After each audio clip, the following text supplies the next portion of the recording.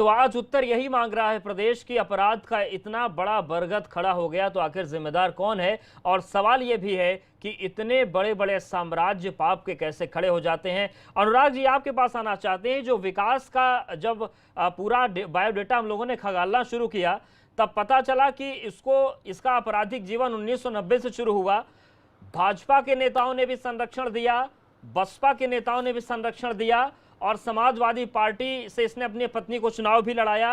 अखिलेश यादव और मुलायम जी के साथ इसने फोटो लगा के बड़े बड़े पोस्टर बैनर लगाए।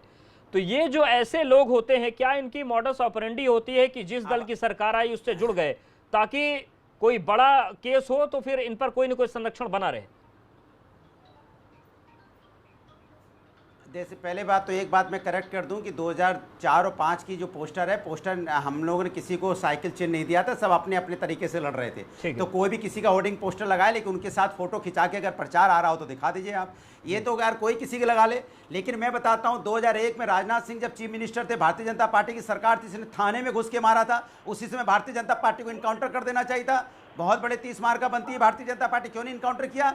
एक मंत्री को थाने में घुस के मार दिया और कुछ नहीं किया आपने, फिर जेल चला गया। फिर आपको पता ही है कोर्ट से संरक्षण अपना चल रहा था, कोर्ट केस चल रहा था। उसके बाद जैसी भारतीय जनता पार्टी की आज सरकार आई फिर वो सक्रिय हो गया, फिर उसकी ताकत अपनी फल फूलने लगी, फिर वो अपने हिसाब से अपनी दादागिरी लूट मार शुरू करने चले गए। आज हिम्मत इतनी बढ़ गई उसकी, क्या इसके पहले किसी सरकार में इतनी बड़ी घटना करने की हिम्मत हुई उसकी? इतनी बड़ी सरकारें आई, सरकारें चली गई, या राजनीत सिंह या राजनाथ सिंह भारतीय जनता पार्टी की मथुरा की घटना छोटी थी क्या? या आज भारतीय जनता पार्टी की मथुरा की घटना भी तो ऐसी ही थी।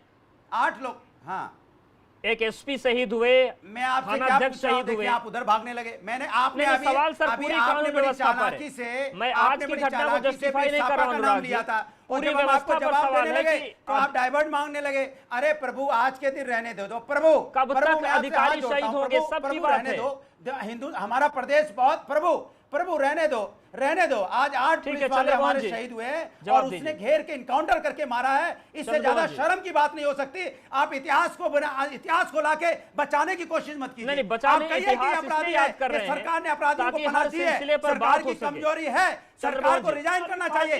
जहां पे 8 पुलिस वाले, सुनिए मेरे, जहां पे 8 पुलिस वाले रिजाइन हो जाए, डीजीपी को त्याग पत्र भेज देना चाहिए। डीजीपी को त्याग पत्र अपने आप भेज देना चाहिए। एक पुलिस वाला मरता है, एक पुलिस वाला तो डीजीपी त्याग पत्र देते हैं। यहाँ तो सीओ मरा है, 2 एसओ मरे हैं, 4 कांस्टेबल मरे और डीजीपी साहब त्याग पत्र नहीं दे रहे। अजीब सी बात है यार। अपने ऊपर लेना चाहिए ना। आप तो कहते हो हमारी सरकार बहुत साफ सुथरी सरकार है, तो आप अपने ऊपर लेते हुए, घटनाओं को अपने ऊपर लेते हुए त्याग पत्र दे दीजिए। तब आप इधर उधर की घटना गा रहे हैं। भारतीय जनता पार्टी का कुछ नहीं हो सकता। ऐसी मरवा डालो पूरे उत्तर प्रदेश को, मरवा डालो, गुंडों को पाल के मरवा डालो उत्तर प्रदेश को, दिन दहाड़े मरवा डालो पूरे उत्तर प्रदेश में, आग लगा दो। जो आपने संस्कृति पाल रखी है ना, भारतीय जनता पार्टी ने जो गुंडे पाल रखे हैं, गुंडा सरकार बना दी है, गुंडों का राज बना दिया उत्तर प्रदेश के अंदर में, मरवा दो पूरे उत्तर प्रदेश को। शर्म नहीं आती है? दिन दहाड़े मर्डर हो रहा है, कभी कमलेश तिवारी मारा जाता है, कभी मोहन तिवारी मारा जाता है, कभी बेचारा विधायक का बेटा मारा जाता है दिन दहाड़े गोलियों से, कहीं बैंक की लूट होती है दिन दहाड़े, कहीं पत्रकार दिन दहाड़े मारा जाता है, कभी हत्या दिन दहाड़े हो रही है, तमाम चीजें हैं। लेकिन सवाल यही है, इस दौर में भी केवल आरोप प्रत्यारोप होंगे तो क्या कोई सही राजनीतिक वर्जन निकल पाएगा? अजय राय जी, क्या हर घटना पर बात नहीं होनी चाहिए? फिर जब हम बात आज की कर रहे हैं तो पहले क्यों? क्योंकि ये लंबा सिलसिला है, इसको रोकने के लिए इतिहास में जाना पड़ेगा। अजय राय जी। नहीं अवधेश जी, बिल्कुल है, आपकी बात सही कि पहले से अपराधियों को संरक्षण दिया जा रहा है।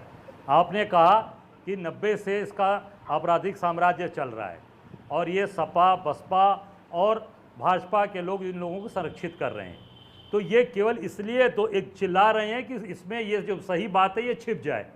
ये बात छिपनी नहीं, जो सही बात है वो सामने आनी चाहिए कि इसमें कौन कौन लोग हैं जो उसको संरक्षण दिए थे, कैसे उसको आगे बढ़ाया इन लोगों ने। और उसमें ये लोग पूरी तरीके से, चाहे वो समाजवादी पार्टी हो, चाहे वो भारतीय जनता पार्टी के लोग हों, चाहे बहुजन समाज पार्टी के लोग हों, इस तरीके के लोगों को लगातार संरक्षित करते चले आ रहे हैं।